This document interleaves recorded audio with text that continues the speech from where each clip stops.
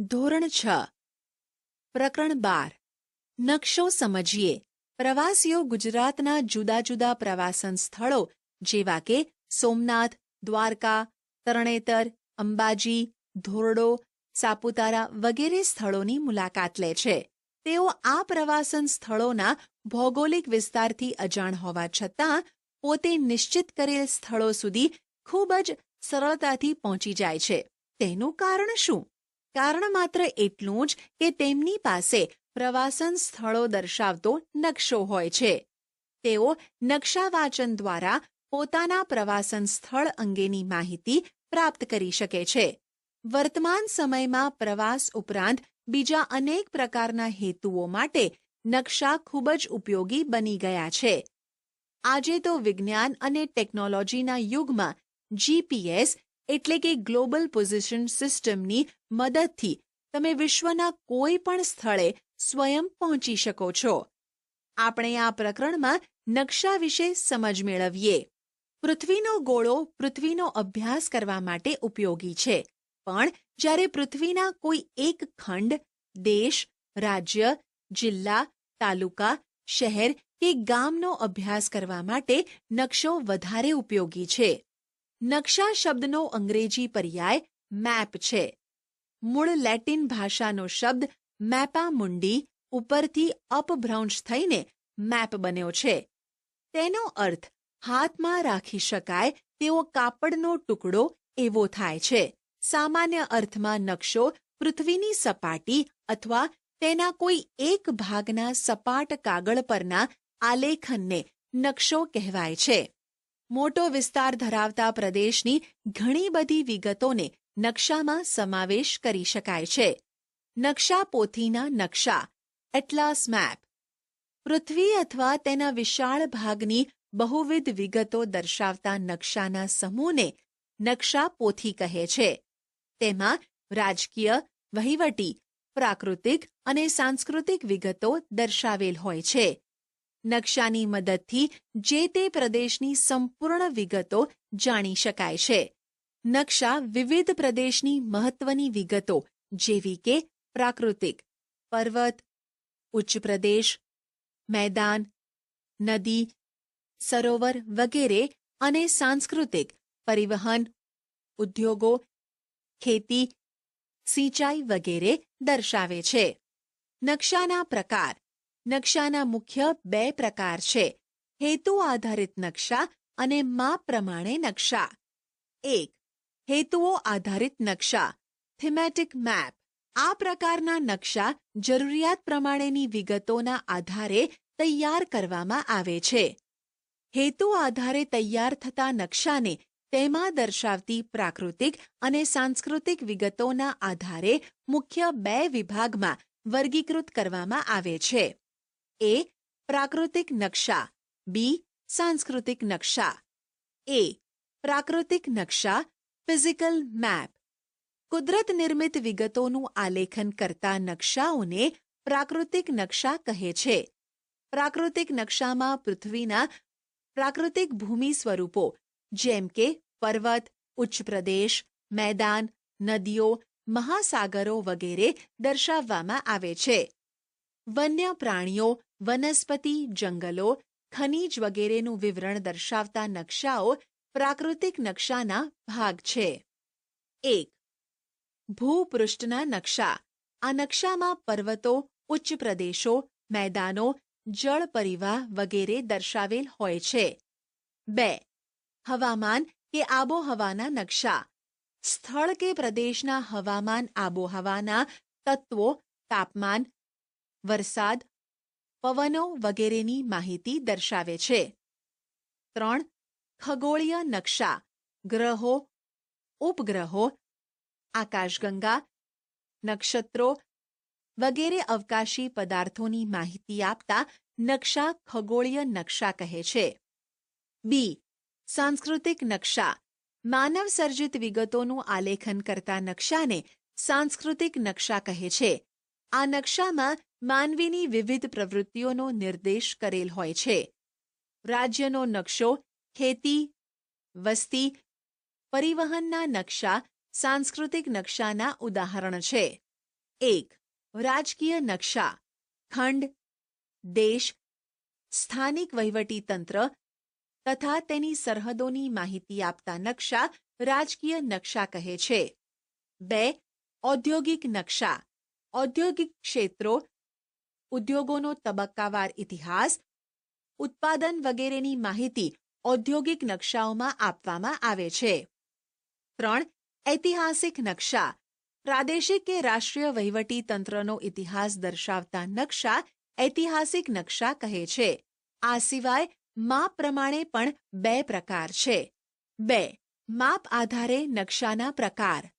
સામાન્ય રીતે એક નકશાનું પ્રમાણ માપ 1 સેન્ટીમીટર જેમ કે 50 કિલોમીટર કરતાં ઓછું હોય તો તેને મોટા માપના નકશા કહે છે. અહીં નકશામાં 1 સેન્ટીમીટર બરાબર 50 કિલોમીટર પૃથ્વી પર વાસ્તવિક અંતર દર્શાવે છે. મોટા માપના નકશામાં વિગતો વધારે દર્શાવેલ હોય છે, જેમ કે તાલુકા, શહેર કે ગામના નકશા મોટા માપના નકશાના ઉદાહરણ છે. નાના માપના નકશામાં પૃથ્વી સપાટીનો વિશાળ વિસ્તાર દર્શાવવામાં આવે છે, જેમ કે જુદા જુદા ખંડ કે દેશના નકશાને નાના માપના નકશા કહે છે. વિશ્વનો નકશો, દેશના નકશા, નકશાપોથીના નકશા. નાના માપના નકશાના 4 પ્રકાર છે. 1, એટલાસ. 2, કેડેસ્ટ્રલ. 3, સ્થળ વર્ણન. 4, ભીંત નકશા.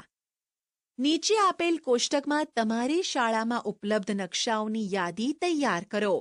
નકશાઓમાં કઈ વિગત દર્શાવેલી છે તેની નોંધ કરો. નીચે આપેલ નકશાઓનું અવલોકન કરી તેના પ્રકારની નોંધ કરો. આટલું જાણો. ભારતમાં નકશાઓ બનાવતી મુખ્ય 3 સંસ્થાઓ છે. NATMO, national atlas thematic map organisation. આ સંસ્થા કોલકાતામાં આવેલી છે. તે વિતરણ દર્શાવતા નકશાઓનું નિર્માણ કરે છે. NRSA, national remote sensing agency. આ સંસ્થા હૈદરાબાદમાં આવેલી છે. તે ઇસરો દ્વારા અવકાશમાં સ્થાપિત ઉપગ્રહ દ્વારા લેવાયેલ તસવીરથી નકશાઓ તૈયાર કરે છે. Survey of India. આ સંસ્થા દહેરાદૂન ખાતે આવેલી છે. આ સંસ્થા નકશા નિર્માણ અને તેના ઉપયોગ માટેની મંજૂરી આપે છે. આપણા પાઠ્યપુસ્તકના નકશા આ સંસ્થા દ્વારા પ્રમાણિત કરેલ છે. નકશાના અંગો. નકશાના મુખ્ય 3 અંગો છે. આ 3 અંગ દિશા, પ્રમાણમાપ અને રૂઢ સંજ્ઞાઓ છે. દિશા, ડિરેક્શન. સામાન્ય રીતે તમે નકશામાં અવલોકન કરો છો ત્યારે તમે ચિહ્ન જુઓ છો. આ તીરનું નિશાન ઉત્તર દિશાનો સંકેત કરે છે. જ્યારે તમને ઉત્તર દિશાનું જ્ઞાન હોય તો અન્ય બીજી દિશાઓ પણ નક્કી કરી શકો છો. તમે ઉગતા સૂર્ય સામે મુખ રાખીને ઊભા રહો તો તમારો ડાબો હાથ ઉત્તર દિશા બાજુ અને જમણો હાથ દક્ષિણ દિશા બાજુ આવશે. તમે ઉગતા સૂર્ય સામે ઊભા છો તે તમારી પૂર્વ દિશા છે અને પીઠ બાજુની પશ્ચિમ દિશા છે. ઉપરયુક્ત આકૃતિ 12.5માં 4 મુખ્ય દિશાઓ દર્શાવેલ છે, જ્યારે અન્ય 4 મધ્યવર્તી દિશાઓ છે. ઉત્તર પૂર્વને ઈશાન, દક્ષિણ પૂર્વને અગ્નિ, દક્ષિણ પશ્ચિમને નૈઋત્ય અને ઉત્તર પશ્ચિમને વાયવ્ય દિશા કહે છે. દિશાઓ અને મધ્યવર્તી દિશાઓની મદદથી નકશામાં કોઈ પણ સ્થળ શોધી શકાય છે. આકૃતિના આધારે નીચેના પ્રશ્નોના જવાબ લખો. 1, મંદિરની દિશા. 2, પોસ્ટ ઓફિસથી કૂવાની દિશા. 3, તળાવથી પાણીની ટાંકીની દિશા. 4, ખેતરથી પોસ્ટ ઓફિસની દિશા. 1, મંદિરની દિશા પૂર્વ છે, એટલે કે મંદિર પૂર્વ દિશામાં છે. 2, પોસ્ટ ઓફિસથી કૂવાની દિશા પશ્ચિમ દિશા છે. 3, તળાવથી પાણીની ટાંકીની દિશા પૂર્વ દિશા છે. 4, ખેતરથી પોસ્ટ ઓફિસની દિશા પૂર્વ દિશા છે. આટલું જાણો. હોકાયંત્ર. ચુંબકના ગુણધર્મને આધારે વિકસાવવામાં આવેલ સાધનને હોકાયંત્ર કહે છે. હોકાયંત્ર કાચથી ઢંકાયેલું બોક્સની અંદર એક ચુંબકીય સોય ધરી પર રાખેલી હોય છે, જે મુક્ત રીતે ફરી શકે છે. સોય ઉપર એન અને એસ દર્શાવેલ હોય છે. હોકાયંત્રનો ઉપયોગ વહાણ, સ્ટીમર, સબમરીન, વિમાન વગેરેમાં દિશા નિર્ધારણ માટે થાય છે. હોકાયંત્રની સોય હંમેશા ઉત્તર દક્ષિણ દિશા તરફ જ શા માટે હોય છે? પ્રમાણ માપ સ્કેલ. પૃથ્વી ઉપરના કોઈ પણ બે સ્થળ વચ્ચેનું અંતર અને તે બંને સ્થળોના નકશા ઉપરના અંતર વચ્ચેના ગુણોત્તરને પ્રમાણ માપ કહે છે. પ્રમાણ માપ 1 સેન્ટીમીટર જેમ 100 કિલોમીટર હોય એટલે કે નકશામાં દર્શાવેલ 1 સેન્ટીમીટર વાસ્તવિક પૃથ્વી પરનું અંતર 100 કિલોમીટર છે. અંતર દોરી કે માપપટ્ટીની મદદથી શોધી શકાય છે. રૂઢ સંજ્ઞાઓ કન્વેન્શનલ સાયન્સ. વિદ્યાર્થી મિત્રો, તમે ઘરેથી શાળાએ આવો છો ત્યારે કેટલાક વિશિષ્ટ ચિહ્નો કે પ્રતીકોનું અવલોકન કર્યું હશે. નીચે આપેલ કોષ્ટકમાં તમે જોયેલા ચિહ્નો દોરો અને તેની વર્ગખંડમાં ચર્ચા કરો. નકશામાં જુદી જુદી પ્રાકૃતિક અને સાંસ્કૃતિક વિગતો દર્શાવવા કેટલાક વિશિષ્ટ ચિહ્નોનો ઉપયોગ થાય છે. તેને રૂઢ સંજ્ઞાઓ કહે છે.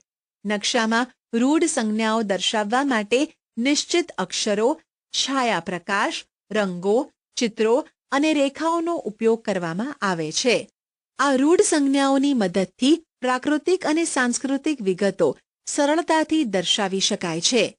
નકશાની રૂઢ સંજ્ઞાઓની ભાષા કે ચિહ્નો સરળ અને સર્વમાન્ય ભાષા છે. આ ચિહ્નો સંદર્ભે આંતરરાષ્ટ્રીય સમજૂતી હોવાથી નકશાઓમાં રૂઢ સંજ્ઞાઓનો ઉપયોગ થાય છે. નીચે આપેલ કોષ્ટકમાં રૂઢ સંજ્ઞાઓનું અવલોકન કરો અને તમારા શિક્ષકની મદદથી સમજો. ચિહ્નો ઉપરાંત નકશામાં જુદા જુદા રંગ અને રંગ સ્તરથી વિભિન્ન પ્રાકૃતિક અને સાંસ્કૃતિક વિગતો દર્શાવી શકાય છે. નીચે આપેલ કોષ્ટકમાં પ્રાકૃતિક અને સાંસ્કૃતિક વિગતોને રંગ વડે દર્શાવેલ છે. ભૂમિ સ્વરૂપ કથ્થઈ, બદામી.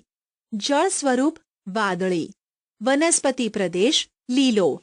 રેલ માર્ગ કાળો. જમીન માર્ગ લાલ. ખેતી પીળો. ભારતનું સ્થાન. ભારત એક વિશાળ ભૂમિભાગ છે. ભારત દેશ પૃથ્વી પર ઉત્તર પૂર્વ ગોળાર્ધમાં આવેલ છે.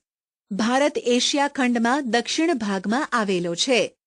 ભારતની ઉત્તરે હિમાલય પર્વતમાળા આવેલી છે. પૂર્વ દિશાએ બંગાળનો ઉપસાગર અને પશ્ચિમ દિશાએ અરબ સાગર આવેલો છે. ભારતનો મુખ્ય ભૂમિખંડનો વિસ્તાર 8 ડિગ્રી 4 થી 37 ડિગ્રી 6 ઉત્તર અક્ષાંશ અને 67 ડિગ્રી 7 થી 97 ડિગ્રી 25 પૂર્વ રેખાંશ વૃત્ત વચ્ચે આવેલો છે. ભારતના લગભગ મધ્યમાંથી કર્કવૃત્ત પસાર થાય છે. વર્તમાન સમયમાં ભારતને વહીવટી સરળતા માટે 29 રાજ્યો, 6 કેન્દ્રશાસિત પ્રદેશ અને એક રાષ્ટ્રીય રાજધાની પ્રદેશમાં વહેંચવામાં આવેલ છે. આશા છે કે તમને આ ઈ લર્નિંગ મોડ્યુલમાં મજા આવી હશે. આભાર.